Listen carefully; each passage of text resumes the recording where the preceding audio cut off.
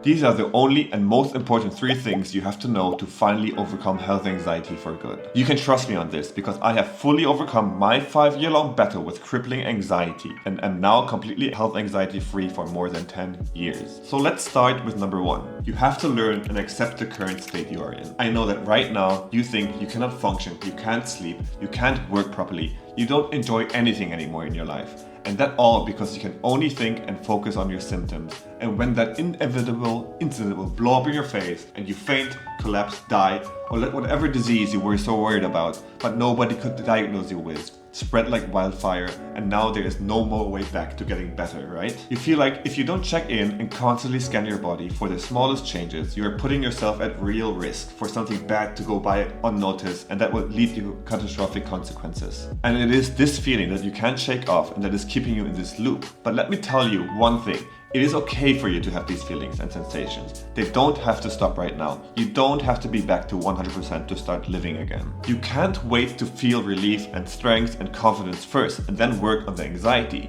You probably even can't get the feeling of feeling confident in the anxiety diagnosis. So that's why you have to learn to accept that you will feel the need to find reassurance. You will feel very, very uncertain, and that it can feel like you're pretty much signing your death warrant by not acting on what the anxiety is yelling into your face. Namely, seek safety and comfort by getting every freaking thing checked out, and keep a watchful eye on just in case, because that you believe is the only way you can know for certain and finally find that peace you are longing for. And that is where you are wrong, because one of the first steps to recovery is that you must accept and ingrain into your brain that you will feel like you need to do more in order to be safe.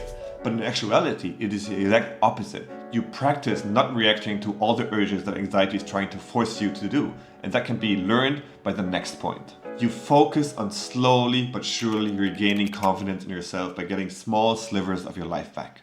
And the way you do it is not by just going on and soldiering your way through your daily routine and riding all the freaking waves of panic along the way that leave you absolutely drained and worse off at the end of the day, that get you so physically tensed up that you turn into a lump of aches, pains and symptoms, making you unable to sleep at night and hence worse the next day. That would be a terrible idea. But what you should do is sit down and probably write down all these little safety behaviors you have formed over the last months or years due to anxiety. That can be things like the inability to leave the house without your phone, telling your family exactly where you will be going, because you know, in case you suffer from a heart attack, stroke along the way. Sneaking into the bathroom every 15 minutes to just get a sense of calm for a little while. Avoiding crowds, avoiding loud noises, skipping the gym, walking very slowly not to stress your heart too much, touching and squeezing various parts of your body to see if all is okay. I guess you get the point. Once you have that list, and I can assure you it is going to be a pretty long one, you can now actively work on going against what anxiety is telling you to do, or what it deems necessary. Don't do it all at once, but start working on them one by one until you feel somewhat confident again. That way, you will take back charge bit by bit, feeling somewhat uncomfortable along the way, but gaining confidence that you will always come out a little bit more assured that all this might be just anxiety. And number 3, which I often see people dismiss or never mention, but I find it one of the most important. You do not want to be the person you were before the anxiety. So let me explain this. The person you were before you fell into the anxiety loop is the person that got you there in the first place. You either had one big life event or experience that got you so overwhelmed that you ended up in a panic attack. And due to your lack of knowledge of what all this was, you got stuck in this vicious anxiety cycle. Or it was simply a slow build-up over time that got you to that overwhelm point. But whatever it was, you did not have powerful enough or abundant stress tolerance to stop the panic from even setting on in the first place. So what you want to do is incorporate things into your life that actively work against all the stress circulating in your system right now.